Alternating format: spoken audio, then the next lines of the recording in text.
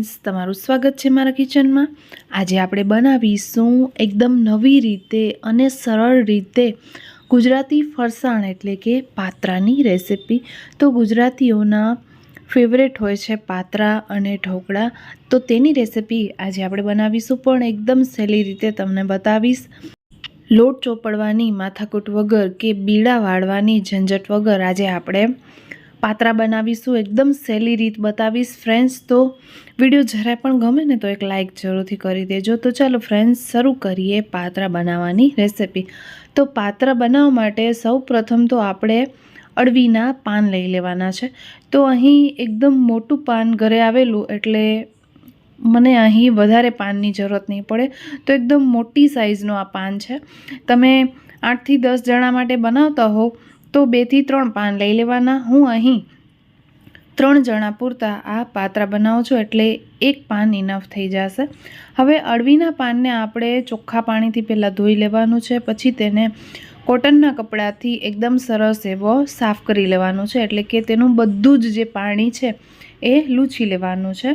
અને ત્યાર પછી એની વચ્ચેની જે નસો છે એ આપણે કાઢી મૂકવાની છે। એકદમ જાડી જાડી નસો દેખાય ને એ બધી જ આપણે રિમૂવ કરી મૂકવાની છે। તો અહીં હું વચ્ચેની જાડી નસ કાઢી લઈશ અને ત્યાર પછી આ પાત્રાને એકદમ સરસ રીતે રોલ કરી લઈશ।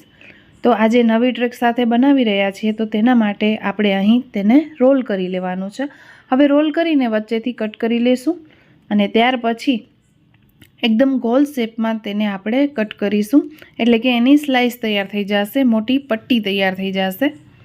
તો આ રીતે આપણે કટ કરી લેવાનું છે અને ત્યાર પછી એક રોલને આપણે વચ્ચેથી કટ કરી દઈશું, એટલે આ ટાઈપની લાંબી લાંબી પટ્ટીઓ થઈ જશે, સ્લાઇસ થઈ જશે। તો અહીં તમે જોઈ શકો છો કે બધી જ મેં અહીં સ્લાઇસને રેડી કરી લીધી છે। તો અહીં આપણે આજે ચોપડીને બિલકુલ પાત્રા નહીં બનાવીએ, નવી ટ્રીક સાથે બનાવી રહી છું અને ઇન્સ્ટન્ટ બની જશે। તો હવે પાત્રા માટેનું આપણે બેટર રેડી કરીશું। તો અહીં વાસણમાં 1 કપ જેટલો બેસન લઈ લીધો છે, તેનામાં 1 ટેબલસ્પૂન આદુ મરચાંની પેસ્ટ, સ્વાદ પ્રમાણે મીઠું, અડધી ચમચી જેટલી હળદર, 1 ચમચી જેટલો ધાણાનો પાવડર, 1 ચમચી જેટલો લાલ મરચાંનો પાવડર અને 1/4 ચમચી જેટલી હિંગ ઉમેરી છે, અડધી ચમચી જેટલો ગરમ મસાલો ઉમેરી દઈશું અને એકદમ નટી ટેસ્ટ માટે આપણે અહીં 2 ચમચી જેટલા તલ ઉમેર્યા છે અને 1 ચમચી જેટલું અજમો ક્રશ કરીને ઉમેરી દઈશું। મસાલાને એક વખત સારી રીતે ચલાવી લઈશું એટલે એકદમ સરસ રીતે લોટમાં ભળી જાય। ત્યાર પછી આપણે અહીં આંબલીનું પાણી લઈ લેવાનું છે। તો લીંબુ જેટલો કટકો લઈને આંબલીને થોડીવાર માટે પલાળી મૂકવાની, પછી તેનો બધો જ પલ્પ કાઢીને ફેંકી દેવાનો બારે અને અહીં આપણે તેનું પાણી ઉમેરી દેવાનું છે। પછી આપણે મીઠાશ માટે થોડો એવો ગોળ વાપરીશું। તો 2 ટેબલસ્પૂન જેટલો ગોળ વાપર્યો છે। પાત્રામાં ખટાશ અને મીઠાશ હશે તો ખૂબ જ સારા એવા લાગશે। થોડું એવું પાણી નાખીને પહેલાં આપણે એકદમ સરસ રીતે તેને ચલાવી લઈશું, એટલે બધા જ મસાલા છે, આદુ મરચાંની પેસ્ટ છે એ સરસ એવી લોટમાં ભળી જશે અને આ પાત્રા ખૂબ જ ટેસ્ટી બનશે। હવે આપણે અહીં જરૂરિયાત પ્રમાણે પાણી મૂકવાનું છે, તો થોડું થોડું પાણી ઉમેરીને એકદમ સરસ રીતે આપણે તેને ફેટી લઈશું।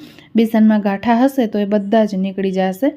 તો અહીં તમે જોઈ શકો છો કે એકદમ સરસ રીતે મેં અહીં બધું જ ફેટી લીધું છે। બધું ફેટાઈ જાય એટલે આપણે તેનામાં અળવીના પાન ઉમેરી દેવાના છે, જે આપણે કટ કરીને મૂક્યા હતા તે, અને ફરી પાછું આપણે બધું જ સરસ એવું મિક્સ કરી લઈશું, એટલે પાન ઉપર બેટર એકદમ આપમેળે સરસ એવો લાગી જશે। અને આ ઇન્સ્ટન્ટ પાત્રાની રેસિપી ફ્રેન્ડ્સ તમને બતાવી રહી છું। ક્યારે ઉતાવળ હોય અને સવારમાં આવો કંઈ નાસ્તો બનાવવો હોય તો ઝટપટ તમે આ રીતે બનાવીને રેડી કરી શકો છો ઇન્સ્ટન્ટલી। હવે અહીં મેં પાન ઉમેરી દીધા છે અને થોડું થોડું આપણે અહીં ફરી પાછું પાણી ઉમેરીશું, કારણ કે થોડું બેટર આપણે નરમ જોઈશે, બહુ ઘટ નથી કરવાનું, નહીંતર પાત્રા ખાવામાં સોફ્ટ નહીં લાગે, એકદમ કડક થઈ જશે। તો અહીં થોડું આપણે બેટરને નરમ રાખવાનું છે। તમે જોઈ શકો છો કઈ ટાઈપનું બેટર મેં અહીં રાખ્યું છે। હવે આપણે આજે ગ્લાસમાં પાત્રા બનાવીશું। તો પાત્રાનો શેપ જે હોય છે એ ગોલ શેપ હોય છે, તો એવો જ ગોલ શેપ આપવા માટે અહીં મેં ગ્લાસનો યુઝ કર્યો છે। તો ગ્લાસમાં આપણે થોડું એવું તેલ લગાવી લેવાનું છે, જેથી કરીને પાત્રા જલ્દી ડિમોલ્ડ થઈ જાય. તો અહીં તેલ લગાવ્યા બાદ આપણે બેટર જે છે એ બધું જ ગ્લાસમાં એડ કરી દેવાનું છે. અહીં મેં 1 જ કપ જેટલો બેસનનો લોટ વાપર્યો છે. તમે ક્વોન્ટિટી ઓછી વધુ પણ કરી શકો છો. તો અહીં આપણે બધું જ બેટર એડ કરીને થોડું એવું ડેપ કરી મૂકવાનું છે. પછી આપણે અહીં કુકર લઈ લેવાનું છે. જી હા ફ્રેન્ડ્સ, તો આજે હું કુકરમાં આ પાત્રા બનાવીને બતાવીશ. તો થોડું એવું પાણી લઈ લેવાનું છે, નીચે સ્ટેન્ડ કે ડીશ મૂકી દેવાની છે અને ગ્લાસ મૂકીને ગેસ ઉપર કુકરને મૂકી દેશું અને ઉપરની સીટી આપણે કાઢી મૂકવાની છે. 15 મિનિટ સ્લો ફ્લેમ ઉપર આપણે તેને પકવી લેશું, મતલબ કે સ્ટીમ કરી લેશું. તો બહુ સ્લો નહીં અને બહુ હાઈ ફ્લેમ નથી રાખવાની, મીડિયમ ફ્લેમ રાખીને આપણે પાત્રાને 15 કે 20 મિનિટ માટે કૂક કરી લેવાના છે. અહીં ઢાંકણ ખોલ્યું અને ચેક કર્યું તો એકદમ ચાકુ ક્લિયર આવે છે. એનો મતલબ એ કે પાત્રા અંદરથી પણ એકદમ સરસ એવા સ્ટીમ થઈ ગયા છે, બફાઈ ગયા છે. તો હવે આપણે ગ્લાસમાંથી પાત્રાને કાઢીશું, અનમોલ્ડ કરીશું. તો ચાકુની મદદથી સાઈડમાં આપણે થોડું એવું ફેરવી લેવાનું છે એટલે આસાનીથી ડિમોલ્ડ થઈ જાય. અહીં તમે જોઈ શકો છો કે એકદમ સરસ રીતે પાત્રા જે છે એ ગ્લાસમાંથી ડિમોલ્ડ થઈ ગયા છે અને ગ્લાસમાં પણ બહુ વધારે ચીપકેલા નથી. તો હવે આ પાત્રાના આપણે ગોલ ગોલ શેપ આપીશું.